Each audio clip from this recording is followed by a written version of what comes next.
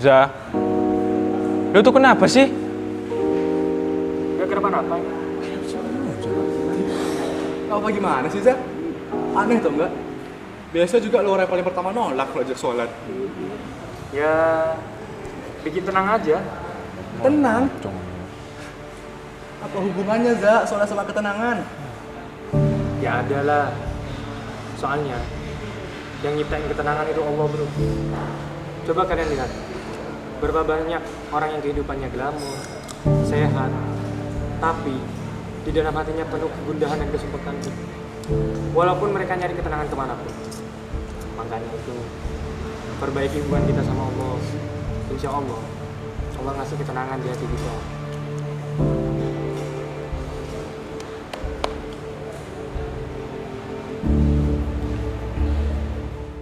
Kalau ntar si Opi ulang tahun, makanannya harus kita harus mesen makanan yang ajib dong. Awas, itu depot si Bu Siti, si jualan apa? Daging kakak tua. Boleh. Kita ke sana ntar. Makasih ya. Nip, bentar Nip. Hah? Kenapa? Aduh. Apaan sih? Kalau di wudhu itu ada sunnah, berarti di sholat ada juga deh. Ya ada lah. Apa aja emang? Ya banyak. Mending ikut aku ke acara seminarnya Ustadz Bakir besok. Gimana? Emang boleh gitu langsung ikut nyelonong gitu? Hanif nih bos. Apa kata Hanif? Rusak nih. Oke wes. Selamat malam ya. Hati-hati. Di sana ada kunti janda. Ih.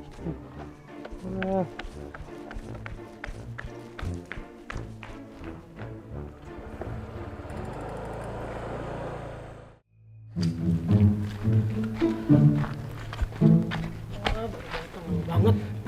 Diem gedut.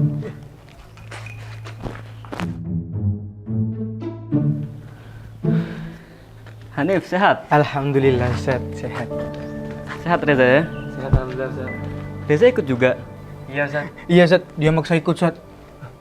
Yaudah yuk berangkat. Tapi Zat, ayo udah ikut aja.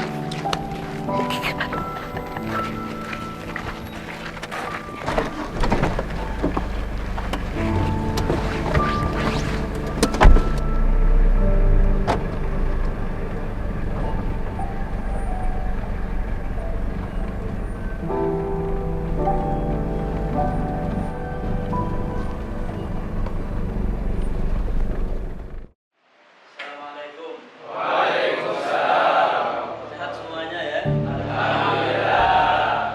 Kedatangan guru kita bersama yaitu Sayyid Muhammad Baqir Mulailah. Marilah kita dengarkan sama-sama materi dari beliau. Waktu dan tempat kita persilakan. Di pertemuan kali ini saya akan menjelaskan tata cara sholat yang sempurna, yaitu sholat beserta dengan sunnah-sunnahnya agar sholat yang kita lakukan memberikan efek yang baik terhadap lahir dan batin kita. Sebelum masuk ke dalam sholat, ada beberapa hal yang sunnah dilakukan. Di antaranya, bersiwak dengan tata cara yang sempurna, karena siwak memiliki fadilah yang sangat besar. Rasulullah SAW bersabda, "Rak'atani bisiwak khairum min sab'ina rak'ah bighairi siwak." Sholat 2 rakaat menggunakan siwak lebih afdal, lebih bagus daripada sholat 70 rakaat tanpa menggunakan siwak. Kemudian melafadzkan niat yang sempurna untuk melakukan sholat yang akan dikerjakan sebelum mengucapkan takbiratul ihram. Seperti contoh, saya niat melakukan sholat fardu duhur 4 rakaat menghadap kiblat karena mengharap ridha Allah. Lalu angkatlah kedua tangan sekiranya jari jempol sejajar dengan daun telinga dan ujung jari-jari yang lain sejajar dengan telinga bagian atas dengan cara mensejajarkan telapak tangan dengan pundak. Hal tersebut dilakukan bersamaan dengan mengucapkan takbiratul ihram. Renggangkanlah jari-jari tangan dengan posisi telapak tangan terbuka dan ujung jari sedikit ditekuk menghadap ke arah kiblat. Lalu letakkan kedua tangan di perut, tepatnya di atas pusar, di bawah dada. Posisi tangan kanan di atas tangan kiri dengan jari-jari tangan kanan menggenggam pergelangan tangan kiri kecuali jari telunjuk tangan kanan yang diletakkan di atas punggung tangan kiri. Setelah takbiratul ihram, bacalah doa iftitah dengan memelankan suaranya sekiranya terdengar oleh dirinya sendiri. Doa iftitah disunnahkan sebelum membaca ta'awud. Setelah selesai membaca doa iftitah, bacalah ta'awud dengan memelankan suaranya sekiranya terdengar oleh dirinya sendiri. dilanjutkan dengan membaca surat Al-Fatihah. Setelah selesai membaca surat Al-Fatihah, ucapkanlah amin, dan dilanjutkan dengan membaca surat selain daripada surat Al-Fatihah di rakaat pertama dan di rakaat kedua. Perlu diperhatikan, ada kesunahan diam sejenak seukuran membaca subhanallah, yaitu diam seukuran kurang lebih 2 detik di antara bacaan-bacaan ketika berdiri di 6 keadaan. Yang pertama, antara takbiratul ihram dengan membaca doa iftitah. Yang kedua, antara membaca doa iftitah dengan ta'awudz. Yang ketiga, antara membaca ta'awudz dengan membaca surat Al-Fatihah.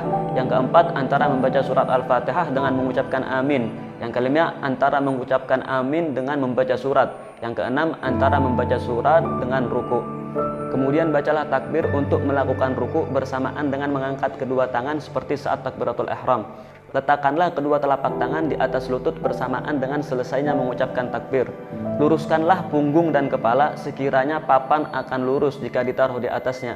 Posisi jari-jari tangan direnggangkan dan dihadapkan ke arah kiblat. Kedua kaki ditegakkan dan direnggangkan pula seukuran 1 jengkal. Lalu membaca zikir Subhana rabbiyal azim wa bihamdih 3 kali. Setelah selesai, bacalah Sami Allahu liman hamidah sambil mengangkat kedua tangan untuk melakukan i'tidal, baik bagi imam, makmum, atau orang yang sholat sendiri. Ketika posisi badan sudah berdiri tegak, lepaskan kedua tangan ke samping badan.